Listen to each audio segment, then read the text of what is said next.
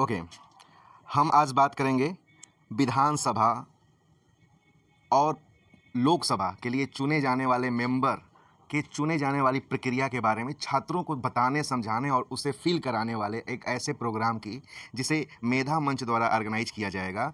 और यह होगा स्टूडेंट पार्लियामेंट, छात्र संसद। और यह एक डिस्ट्रिक्ट लेवल की छात्र संसद होगी जिसमें प्रत्येक स्कूल पार्टिसिपेट कर सकते हैं और साथ में उस स्कूल से एक बच्चा डिस्ट्रिक्ट लेवल पर बाई इलेक्शन चुना जाएगा और डिस्ट्रिक्ट लेवल पर उस स्कूल को वह बच्चा रिप्रेजेंट करेगा।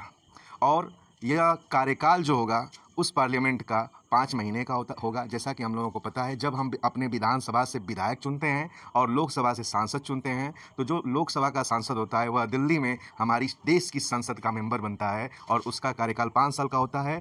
और जब हम अपने विधानसभा से विधायक चुनते हैं तो वह हमारे राज्य की राजधानी, जैसे कि उत्तर प्रदेश की राजधानी लखनऊ में विधानसभा का मेंबर बनता है और उसका कार्यकाल 5 साल का होता है। तो उसी प्रकार यह छात्र संसद जो होगी इसका कार्यकाल 5 महीने का होगा, जो कि कोई भी छात्र इसमें पार्टिसिपेट कर सकता है यदि वह कक्षा 5 या ऊपर की कक्षा में पढ़ रहा हो, यानी क्लास 5 में पढ़ रहा हो या उससे ऊपर 12वीं तक का छात्र इसमें पार्टिसिपेट कर सकता है और अपने स्कूल को रिप्रेजेंट कर सकता है डिस्ट्रिक्ट लेवल पर। यह ऑर्गेनाइज किया जाएगा मेधा मंच द्वारा और 1 स्कूल 1 मेंबर, यानी एक स्कूल से एक मेंबर चुना जाएगा। और यह जो मेंबर चुना जाएगा बाई वोटिंग चुना जाएगा, यानी मतदान होगा। जैसे हम लोग विधायक और सांसद को मतदान के द्वारा चुनते हैं, ठीक उसी प्रकार से मतदान के द्वारा हम लोग उस मेंबर को चुनेंगे। मेंबर का सदस्य मतलब इस पार्लियामेंट का सदस्य को मेंबर कहा जाएगा और मेंबर कोई भी बन सकता है बाई इलेक्शन। इसमें कोई विद्यालय से जितने बच्चे चाहे मेंबर के लिए कैंडिडेट बन सकते हैं, उन सभी को का इलेक्शन होगा। जैसे कि हम लोग जब सांसद या विधायक चुनते हैं तो 18 वर्ष से ज़्यादा की उम्र का लोग मतदान का प्रयोग करके अपना सांसद या विधायक चुनते हैं। जिसको सबसे ज़्यादा वोट मिलता है वह सांसद या विधायक चुना जाता है। उसी परिस्थिति में उसी तरह से किसी एक स्कूल में जितने चाहे छात्र सदस्य बनने के लिए चुनाव लड़ सकते हैं और उस स्कूल के ही कक्षा 3 से लेकर के 12वीं तक के छात्र उन सभी कैंडिडेट को बाई वोट, यानी कि मतदान के द्वारा चुनेंगे। जो सबसे ज़्यादा वोट पाएगा वह डिस्ट्रिक्ट लेवल पर अपने स्कूल को रिप्रेजेंट करेगा, साथ में वह मेंबर कहलाया जाएगा। यह इलेक्शन डेट जो रखी गई है वह रखी गई है 6 अक्टूबर से 18 अक्टूबर तक, यानी 6 अक्टूबर से लेकर के 18 अक्टूबर को के बीच में आपके स्कूल पर ही पोलिंग बूथ बनाया जाएगा और स्पेशल ओकेशन के द्वारा आपके स्कूल पर उस दिन जिस दिन डेट निर्धारित होगी हमारी टीम जाएगी और मतदान पूरी पारदर्शिता के साथ कंडक्ट कराया जाएगा और उसके बारे में जागरूकता भी दी जाएगी। उससे पूर्व के प्रोसेस भी होंगे, जैसे कि नामांकन, जैसे कि सिंबल अलॉटमेंट, जैसे कि अन्य जो प्रोसेस होते हैं उसके बारे में आप अपने विद्यालय पर अपने टीचर से, जो टीचर पॉलिटी पढ़ाते हैं, उनसे इस मामले में बहुत अच्छी तरीके से समझ सकते हैं, जान सकते हैं। इसका जो रिज़ल्ट आएगा वह रिज़ल्ट आएगा 26 अक्टूबर को। रिजल्ट के बाद, यानी कि जब हम रियलिटी में देखा जाए तो जब सांसद और विधायक का चयन करते हैं तो उसके बाद जब रिजल्ट डिक्लेयर होता है, जो सदस्य चुना जाता है जनता के द्वारा, उसकी ओथ शपथ ग्रहण होता है। तो उसी प्रकार से डिस्ट्रिक्ट लेवल पर स्टूडेंट पार्लियामेंट के जो मेंबर होंगे उनका ओथ सेरेमनी, शपथ ग्रहण होगा, शपथ समारोह होगा 1 नवंबर 2025 को।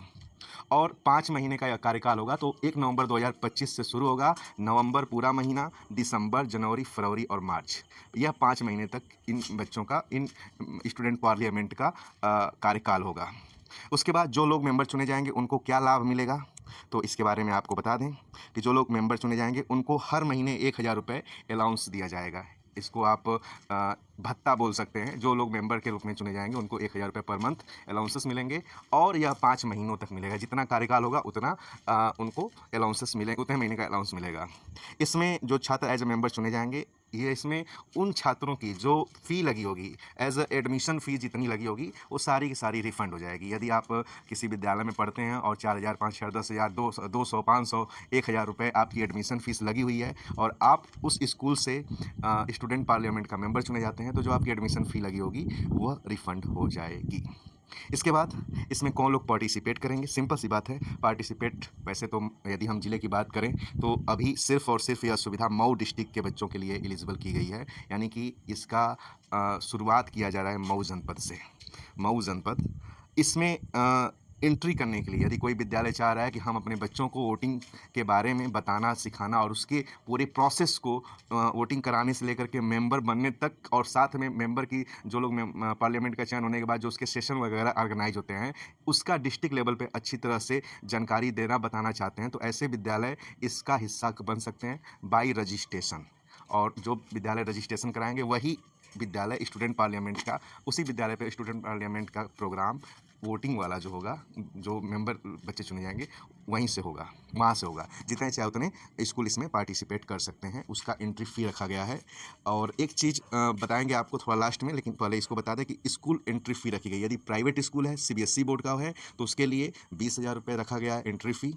प्राइवेट स्कूल है और स्टेट बोर्ड है, यानी कि यूपी बोर्ड समझ लीजिए यदि है, तो उसके लिए 10,000 रुपये रखा गया एंट्री फ़ी। और गवर्नमेंट स्कूल है तो किसी भी बोर्ड का किसी कोई भी स्कूल हो, चाहे प्राइमरी हो, जूनियर हो, सरकारी हो, हाई स्कूल या इंटर कॉलेज वगैरह हो, सरकारी यदि है तो उसके लिए फ़ी रखी गई है 5,000 रुपये। विद्यालय यह सोच सकते हैं कि 5,000 रुपये क्यों रखा गया है, तो इसी आपके पैसे से बच्चों को पूरे प्रोसेस को हमारी टीम ऑर्गेनाइज भी कराएगी। साथ में स्कॉलरशिप हर महीने अलाउंसेस जो दिए जाएंगे बच्चे को 1,000 रुपये पर मंथ। मान लीजिए कि सिंपल सी बात है, गवर्नमेंट स्कूल है, कोई सरकारी प्राथमिक विद्यालय है, वहाँ के बच्चों को हम लोग वोटिंग फैसिलिटी के बारे में बताएंगे, तो कोई एक बच्चा उस विद्यालय से चयनित तो होगा ही।